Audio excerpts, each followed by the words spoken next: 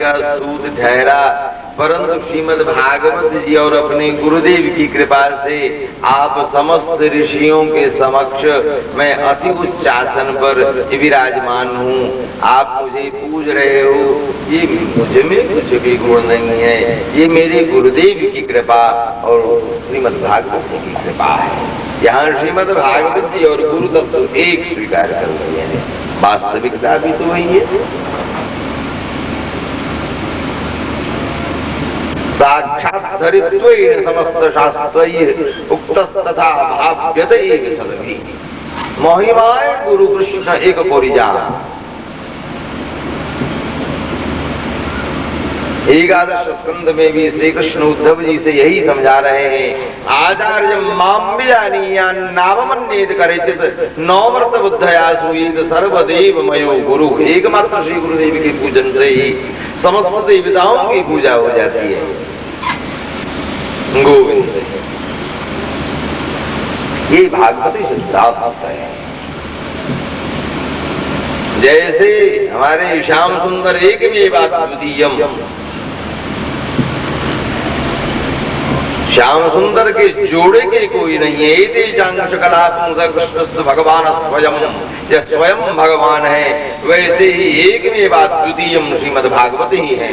इसके टक्कर का ग्रंथ, इसके जैसा ग्रंथ कोई नहीं है। श्री विद्यापति जी की वाणी में कि मैं तुम्हारी उपमा किससे दूं, तो हर शरीर से एक तो ही माधव। वैसे ही श्रीमद् भागवत जी आप कैसे हो, तो बस आप श्रीमद् भागवत जी के ही जैसे हो। जैसे हमारे ये नंद नंदन की उपमा किससे दी जाए, तो नंद नंदन आप यशोदा नंदन हो, और यशोदा नंदन आप नंद नंदन हो। श्री वल्लभाचार्य जी महाराज श्री रुद्र संप्रदाय के सुबोध नीति का आकार हमारे गौरांग देव से एक बार पूछा कि प्रभु कृष्ण का माने क्या। बोले एकमात्र यशोदा नंदन, उनकी क्या उपमा दी जाए। जिस समय में पूतना को ब्रह्मा को आज्ञा की मातृ पदवी दो, मेरी माँ है पूतना, ब्रह्मा जी घबरा गए। बोले प्रभु क्षमा करें, यदि पूतना को मातृ पदवी तो यशोदा मैया को। बोले हमारे पास कोई पदवी नहीं है, अनंत जन्मों तक मैया यशोदा मुझे गोदी में रख करके दुग्ध पान करवाती रहे और मैं करता रहूं, चुसुर चुसुर मैं दूध पीता रहूं, यही एक पदवी मेरे पास है, इसके अलावा कोई पदवी नहीं है। ये श्रीमद् भागवत। इसलिए श्री सुखदेव जी महाराज ने कहा, निगम कल्पतरोर गलितम फलम शुक मुखाद अमृत द्रव संयुतम पिबत भागवतम रसम आलयम मुहरो रसिका का। जब तक यह शरीर रहे भैया, तब तक अहर्निश भागवता अमृत का पान करते रहो, करते रहो, करते रहो, इसके अलावा और कुछ नहीं। प्रेमानंद विदाई गौर हरि हरि बोल।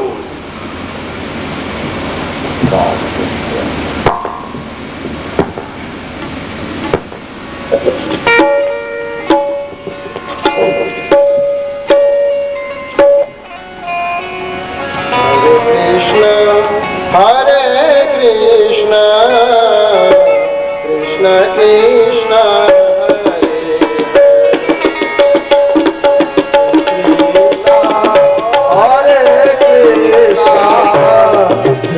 Krishna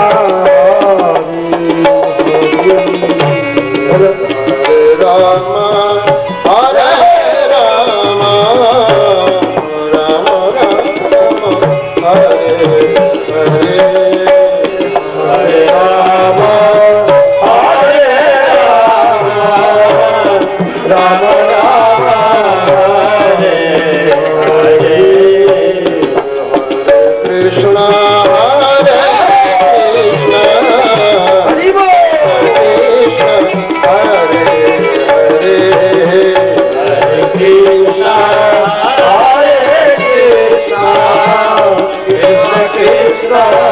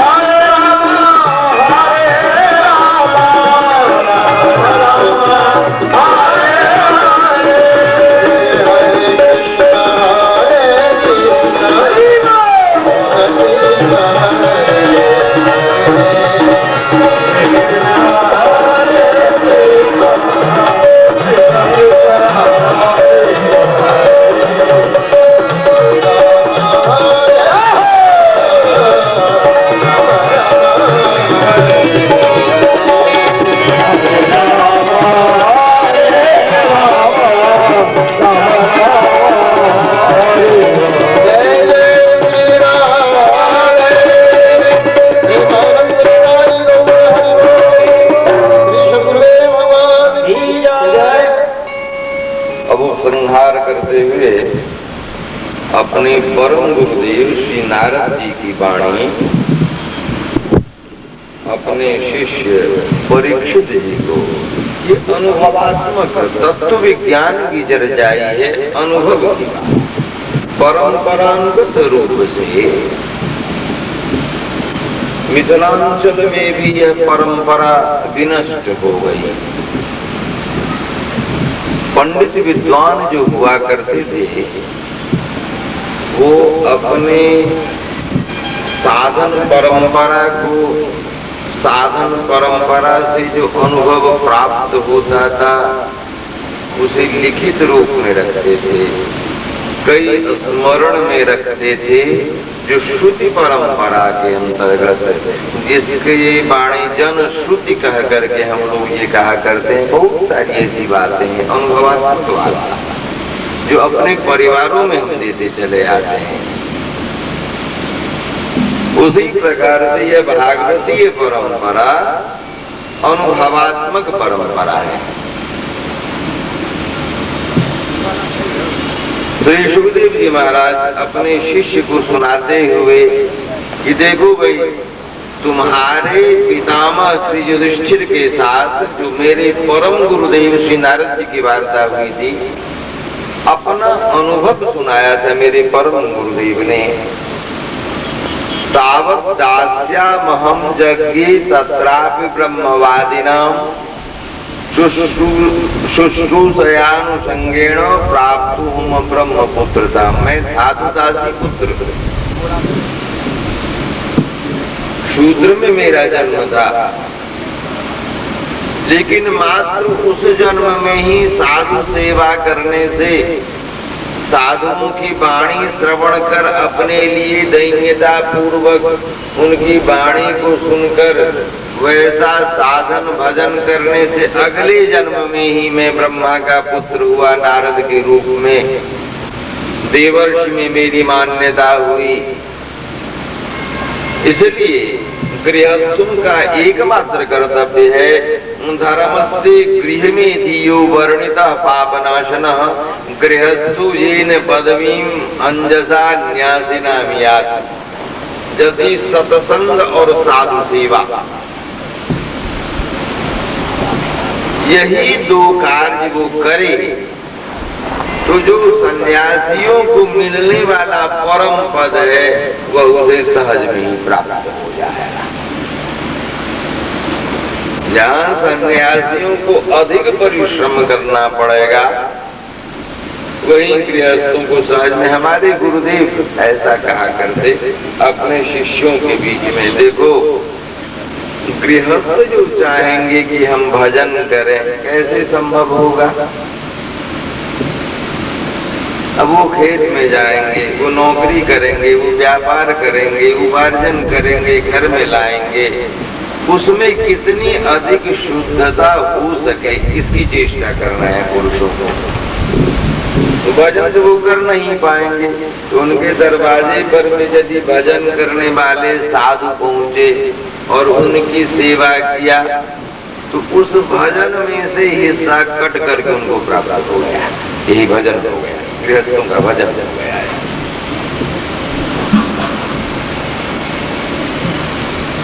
इसलिए नारद जी की भी यही वाणी है कि सत्संग, हाँ सत्संग ऐसा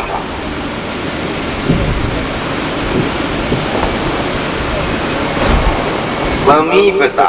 संग से मतलब समीपता दो प्रकार की है, अंदर और बाह्य। बाहर में बैठे लेकिन जिन संतों की भजन प्रणाली है, भजन पद्धति है, अंतरंग स्थिति में है, उनके समीप बैठ करके शारीरिक सेवा करने के माध्यम से जब प्रसन्नता उनमें होगी तो प्रसन्नता की किरणें प्रवाहित हो जाएगी उस व्यक्ति में, उस व्यक्ति में प्रवाहित हो जाएगी तो उसके चिद शक्ति के अंतर्गत जो परमाणु रूप में भाव क्रिया है वह विकसित हो जाएंगे। वही सत्संग है पूर्णतः। लेकिन पहले तो बाह्य रूप से संग करना आवश्यक हो जाएगा। हाँ, यदि उनके समीप रह करके मुझ में संसार के प्रति आकर्षण होना प्रारंभ हो गया,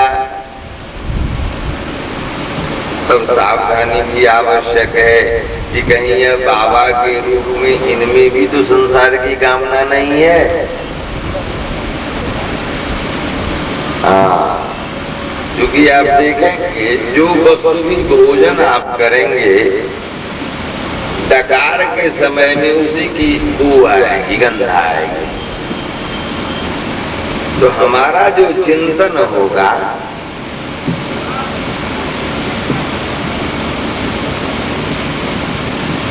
उस चिंतन का परिणाम क्या होगा?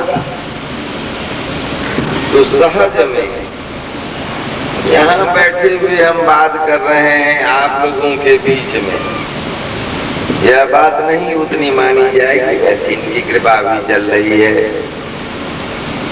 जब आराम के क्षणों में अपने बंधुओं के बीच में बैठ करके हास्य विनोद के रूप में हम रहते हैं, भोजन कर रहे होते हैं, उस समय में हास्य विनोद के बीच में भी सांसारिक वार्ता होगी, हास्य विनोद, उस बीच में भी यदि सत्संग की वृत्ति का जागरण हो जाए तो मेरी मानस में वो स्थिति है, हमारे गुरु भाइयों के मानस में वो स्थिति है।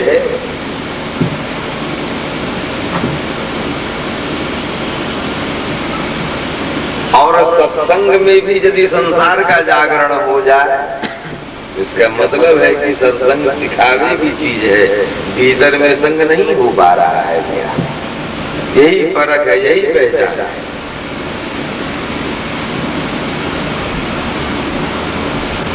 संसार में रहते हुए ये वस्तु वास्तविक स्वरूप में हमारे मिथिला की ही है कि भोग में रहते हुए भी, संसार में रहते हुए भी योगिक स्थिति से संपन्न रहना। बाह्य क्रिया भोगों की है, यही भागवती व्यवस्था है। मिथिलांचल का सनातन धर्म भागवत धर्म ही है, अन्य कोई धर्म नहीं। हाँ, वर्तमान समय में कुछ 100 वर्षों से हम इससे विमुख हो गए हैं। कुछ दूसरे धर्मों को, अन्य धर्मों को हमने सनातन धर्म मान लिया है। जैसे हमारे भारतवर्ष के अंतर्गत अंग्रेजों की गुलामी के माध्यम से अपने कुछ मिले जुले संस्कारों को दे करके वर्ण संकरता का रूप दे दिया है चिंतन में, वैसे ही मिथिलांचल में धर्मों के अंदर भी वर्ण सांकर्य की स्थिति आ गई है। विशुद्ध धर्म से विचलित हो चुके हैं हम लोग। भले ही मुंह से कह लें कि मैं शाक्त हूँ, मैं शैव हूँ, कोई हर्ज नहीं, परंतु शाक्त हैं तो कैसे हैं? शाक्त के भी 2 स्वरूप होते हैं, अचिद शाक्त, सदचिद शाक्त।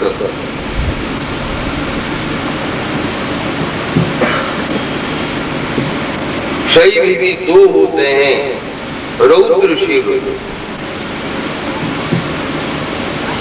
और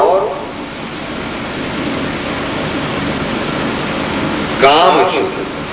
काम से मतलब यह काम नहीं, स्नेह मंगलत्व का रूप है।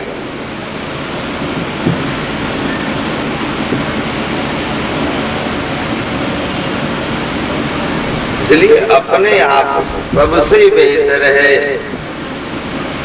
ऐसी क्रिया जिस क्रिया को करने से अपने भीतर से शुद्ध वस्तु का प्राकट्य हो जाए। अपना आत्म तत्व पहला गुरु है।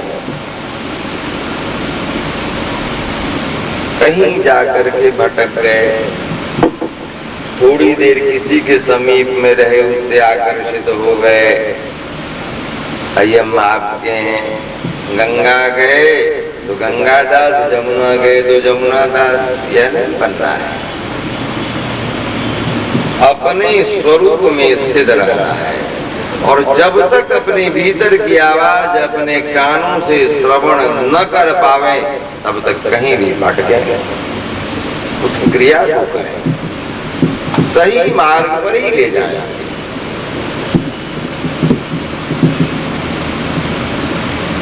क्योंकि हम सभी जीव, चाहे वो किसी भी जाति के हों, इससे कोई फर्क नहीं पड़ता, ईश्वर के ही अंश है।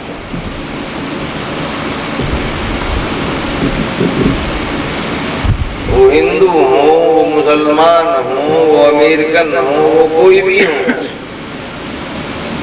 वो ईसाई हो, सिख हो, कोई भी हो, सत्य वस्तु सत्य ही होता है। सूर्य सूर्य ही रहेंगे, चंद्रमा चंद्रमा ही रहेंगे, हवा हवा ही रहेंगे, चाहे जो कुछ भी नाम में दे दो, अनुभव एक जैसा ही करेंगे।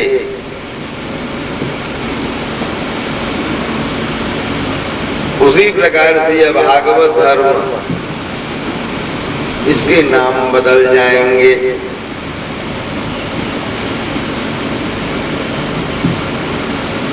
परंतु जो मूल धर्म है वो एक जैसा ही है।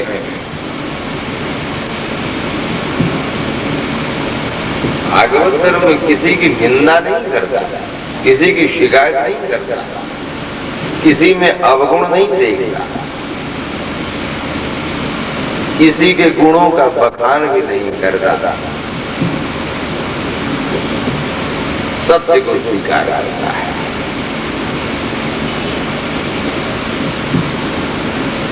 गोविंद है। तो इस प्रकार समस्त जीवों में गृहस्थों को यह आवश्यक निर्देश देते हुए, अनुभवात्मक निर्देश, जब तक जीवन में अनुभव नहीं होगा तब तक क्या बता पाएंगे। बोले देखो युधिष्ठिर, तुम लोग कितने सौभाग्यशाली हो, पता नहीं लग रहा है तुम लोगों को। तुम जिसे अपना ममेरे भाई कहते हो, यह साधारण नहीं है।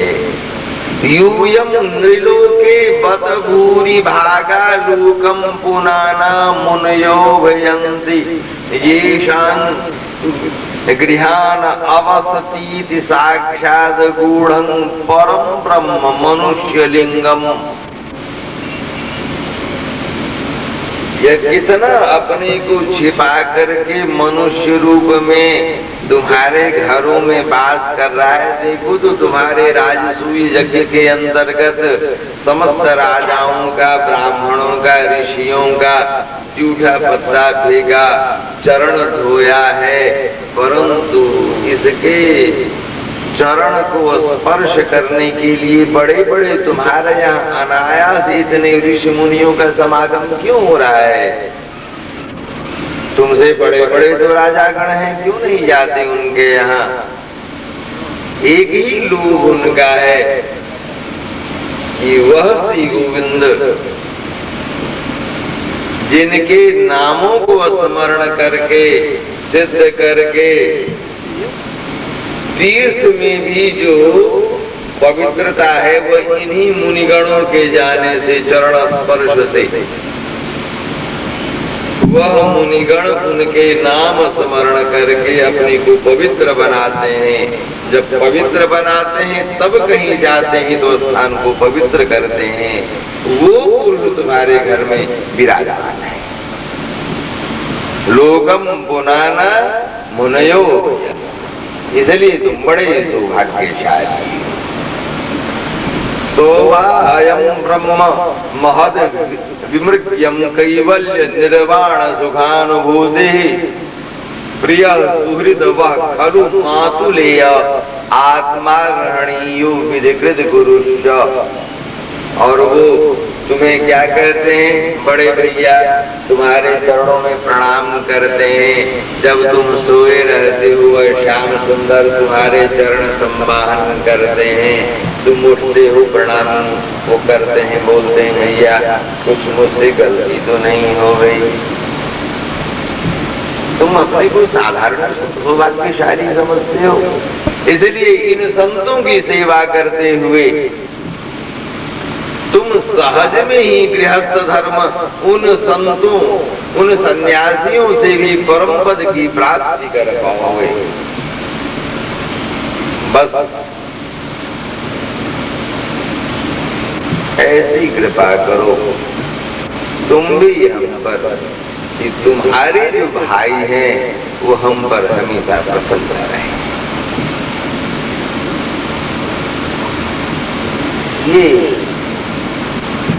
यही बात है। किस प्रकार से भगवान की प्रसन्नता हो इसकी चेष्टा करना। अब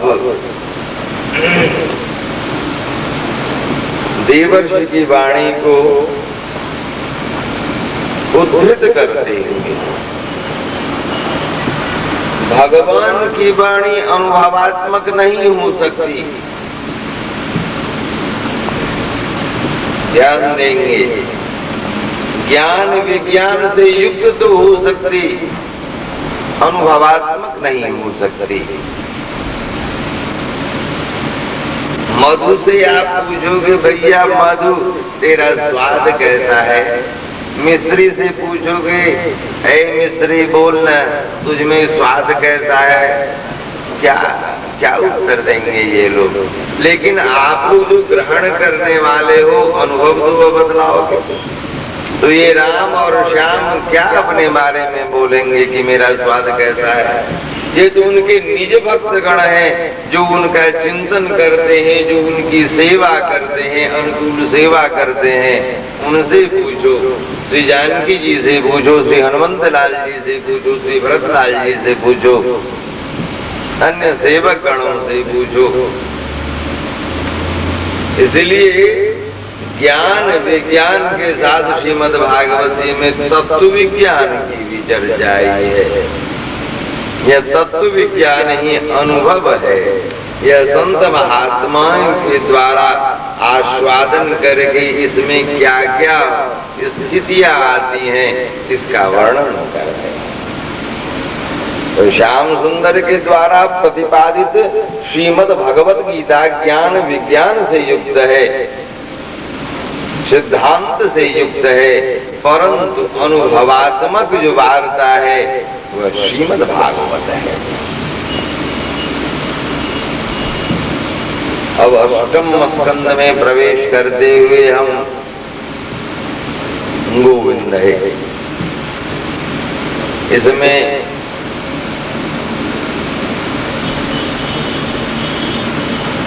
महाराजा इंद्रद्युम्न हो गए हैं। इनमें एक समय बड़ी विचित्र स्थिति आई, वैराग्य हो गया।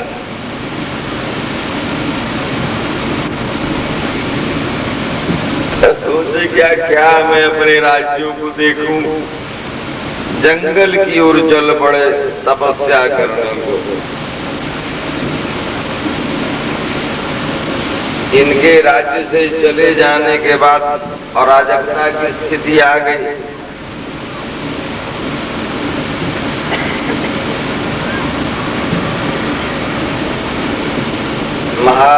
महर्षि अगस्त्य उधर से आ रहे थे। कुछ ही दिनों की तपस्या से विधिवत कोई भी जब क्रिया की जाती है तो तुरंत शक्ति की प्राप्ति होती है। उस शक्ति के प्राप्त हो जाने से यदि पचा नहीं पाए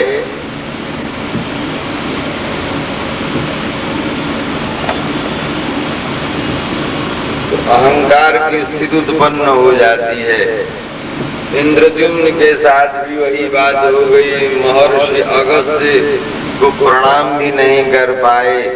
विधिवत रूप से महर्षि अगस्त्य ने शापित कर दिया कि पहली गलती, एक क्षत्रिय होकर के तुम तपस्या में क्यों आए? तुम्हारे चलते जो इतनी जनता भगवत सेवा कार्यों में लगी हुई थी, ब्राह्मणों को, देवताओं को, साधु संतों को, गैयाओं को परेशानी हो गई। तुम कायर हो और थोड़े से तपस्या के माध्यम से इतना अहंकार तुझ में हो गया कि अपने पूज्य और बड़ों को तुम सम्मान नहीं दे पा रहे हो। इसलिए तुम मूढ़ हो गए हो, मूढ़ प्राणी हो गए हो। जाओ, पशु योनि में तुम्हारा जन्म हो जाएगा। और पशु योनि में हाथी की योनि में जन्म हुआ।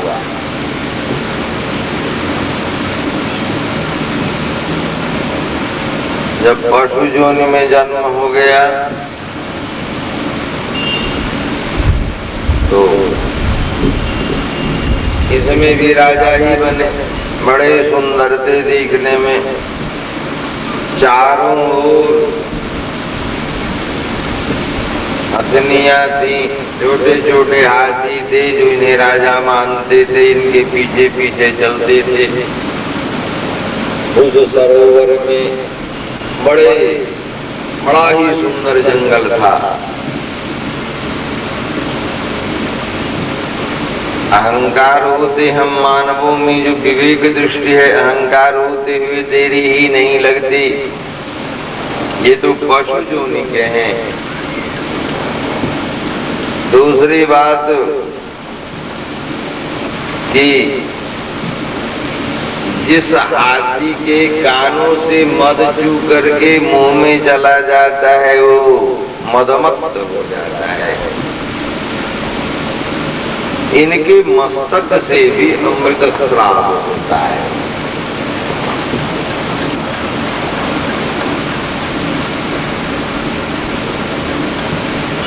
उस समय में कुछ ऐसी क्रियाएं इनके साथ यदि की जाएगी तो ठीक है।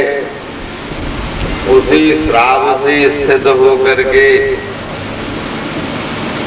ये क्या किए तो अपने झुंडों के साथ उस सरोवर पे जाकर के जल क्रीड़ा करने लगे।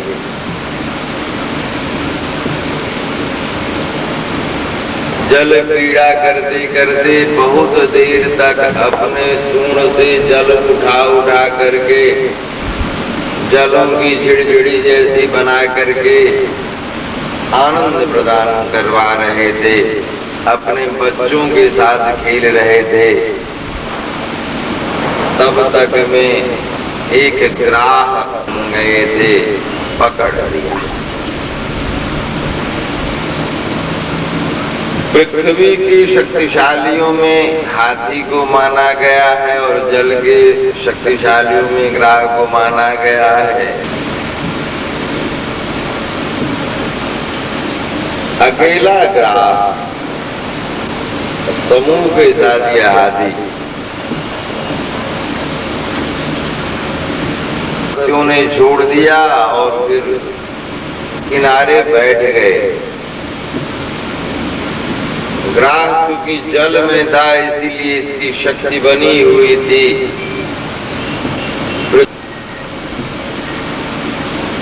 हम क्या करें?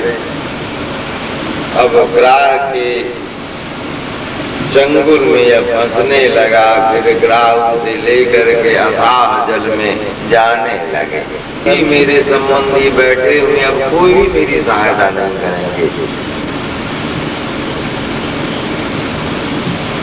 उसी समय में घबराहट के मारे परेशानी थोड़ी देर जब अपने मस्तिष्क से सारे ग्रहणीय वस्तुओं को हम परित्याग कर देते हैं तो अपने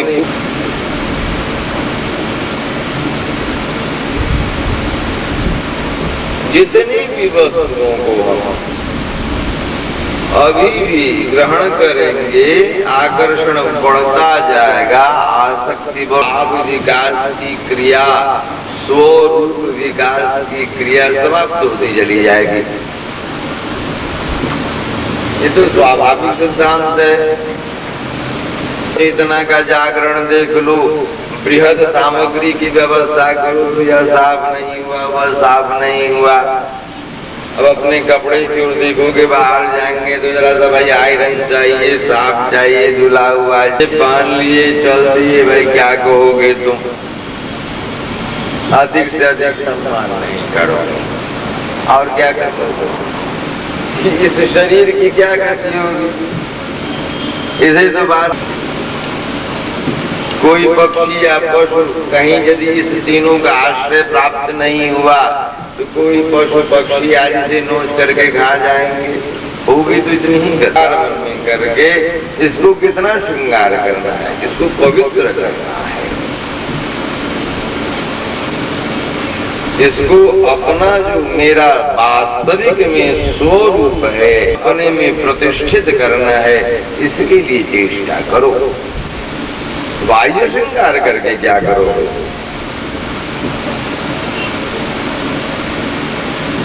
यह तो आसुरी वृत्ति है। वृत्ति में तो दिव्य तपस्या है।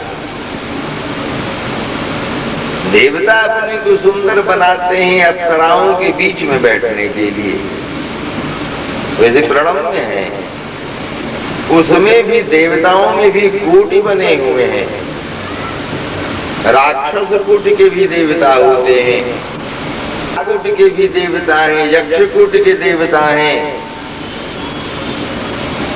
और ईश्वर कोटि के भी देवता हैं। ब्रह्मा विष्णु महेश ये तीनों हैं, ये ईश्वर कोटि के देवता।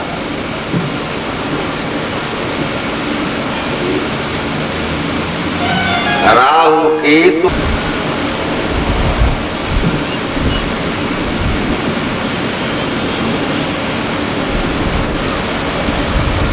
गोविंद, चंद्रमा सूर्य आदि ये ऋषिकूट के देवता हैं। बृहस्पति ये ऋषिकूट के देवता हैं। शुक्र ये ऋषिकूट से हम मानव भी यदि शुद्ध मानव कोटि के हम मानव हैं, आसुरी वृत्ति भी हमें आती है। असुर भी हम रहे होते हैं, अनेकानेक योनियों में असुर भी तो हैं, पशु भी तो हैं। तो अपने आचरण में, अपने व्यवहार में तो स्वयं मुझे परखना होगा ना, यही विवेक गोविंद है। तो एक पुष्प लेकर के देख चुका है, अब यह शिथिल होता चला गया गजेंद्र। अपने आप और ग्राह का जीवन हम मानवों के जीवन से संबंधित है। गजेंद्र हम मानव है, अपने परिवारों के बीच में रहते हैं, वो कैसे प्रसन्न रहें, उनमें उन्हें किन वस्तुओं की आवश्यकता है उसकी पूर्ति के लिए हम व्यग्र होते हैं। आदि के वशीभूत हुआ हम मानव। कुछ दिनों तक तो सेवा परिवार के द्वारा होती है, जब समझ जाते हैं कि यह बचने वाला नहीं है तब सब छोड़ देते हैं। बाद में चल करके बहुतों के साथ ऐसी स्थिति होती कि अवहेलना करने लगते हैं। उस समय में क्या उसकी मानसिक स्थिति होती होगी, जरा सोचे। जो जीवन भर में मैं जिस परिवार के लिए इतना परिश्रम किया, परंतु उस समय भी क्योंकि साधुओं का संग प्राप्त नहीं रहता है। महाराजा इंद्रद्युम्न तो महर्षि अगस्त्य से शापित थे, तो शाप रूप में भी कृपा ही हुई थी। उस कृपा के द्वारा जो भागवत धर्म का स्मरण हुआया, ज्ञान हुआया, जब मनोहृदि जजाप परमम जाप्यम प्राग जन्म अनुशिक्षितम, पूर्व जन्म के द्वारा वही जो जिस दीक्षा की प्राप्ति हुई थी, ओम नमो भगवते वासुदेवाय, इसका स्मरण करते हुए लेकर के आप जो आपके चरणों में अर्पित है महाराज, यही समर्पण किया।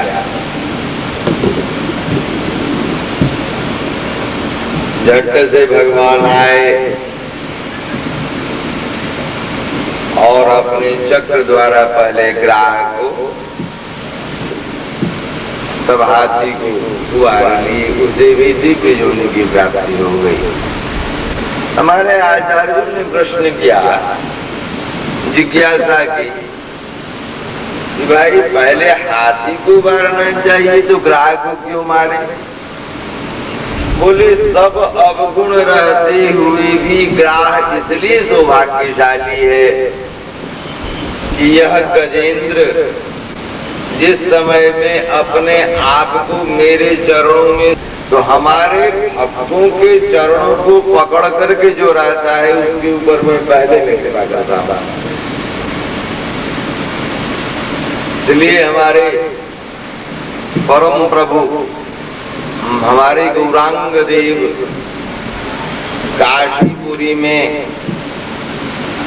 18,000 सन्यासी सरस्वती की सभा में जब परिचय पूछा गया तो बोले, ना हम विप्रो न दर्पतिर्ना विवैश्यो न शूद्रो, ना हम वर्णी न गृहपतिर्वा न प्रस्थो जतिर्वा, किंतु प्रोज्यन निखिल परमानंद पूर्णामृताब्धैर्भूभि वर्धो पदकमलयोर्दास दासानुदासा। मैं ब्राह्मण नहीं हूँ, मैं क्षत्रिय नहीं हूँ, मैं वैश्य नहीं हूँ, मैं शूद्र नहीं हूँ, मैं ब्रह्मचारी नहीं हूँ, मैं गृहस्थ नहीं हूँ, मैं बाद में क्या हूँ? तो वह अखिल परमानंद रस समुद्र गोपियों का स्वामी, वह कृष्ण जो है उसके दास का दास। यही हम गौड़ी संप्रदाय, चैतन्य संप्रदाय के अंतर्गत जो भी हैं, उन सबों की आत्म साधना के अंतर्गत यह आत्म ध्यान मंत्र है। बल्कि समस्त जीवन साधना ही गुरु साधना है। जब यह साधित हो जाते हैं तो सदगुरु के पास ले जाते हैं, और सदगुरु तत्व जो होते हैं वह दीक्षा प्रदान कर, भाव प्रदान करके जगत गुरु श्री कृष्ण के पास ले जाते हैं। इसलिए श्री वेदव्यास जी महाराज ने कहा है, वंदे कृष्णम जगत। गजेंद्र की स्थिति हम मानव की है, ग्राह ही काल है। इस प्रकार से गजेंद्र मोक्ष का यही स्वरूप है। इसमें कथा है, की ओर इंगित इसलिए करवा रहा हूं कि नवम स्कंध तक श्रीमद् भागवत जी के स्वरूप का वर्णन करते हुए पद्म पुराण में आई है वार्ता कि पादौ यदीयो प्रथम द्वितीयो, श्रीमद् भागवत स्वरूप की वंदना का कमल है। तृतीय सूरजो कथितो जदुरु, तृतीय स्कंद और चतुर्थ स्कंद जो उनके हैं वो जंघा है, नाभिस तथा यह पांचवी स्कंद और छठवीं स्कंद है। भुजांतरम सूर्युगलम तथान्यो, और ये दोनों कंठस्तु राजन नवमम यदीयो, और यह कंठ क्या है तो नवम स्कंद